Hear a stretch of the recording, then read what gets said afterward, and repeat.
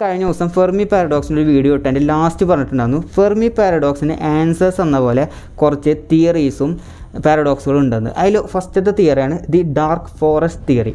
എന്താണ് the dark forest theory? അതായത് നമ്മുടെ യൂണിവേഴ്സ് ഒരു ഡാർക്ക് ഫോറസ്റ്റ് ആയിട്ട് കരുതുക. അതിലെ ഓരോ സിവിലൈസേഷനും ഓരോ തോക്കുള്ള വേട്ടക്കാരായിട്ട് കരുതുക. ഈ വേട്ടക്കാർ എന്താ ചെയ്യണേ? അവർ ഓരോ ഡാർക്ക് സ്പേസുകളിലും ഹൈഡ് ചെയ്യാണ്, ഒളിച്ചിരിക്കുകയാണ്, സൗണ്ട് ഉണ്ടാക്കാണ്ട്. എന്തുകൊണ്ടായിരിക്കും?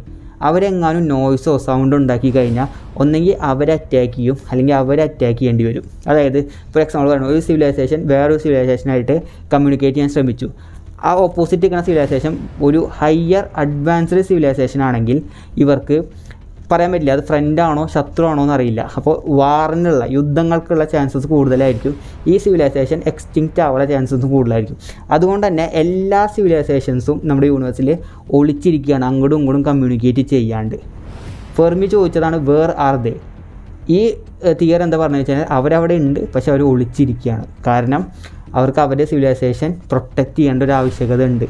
ഇൻട്രസ്റ്റിംഗ് അല്ലേ?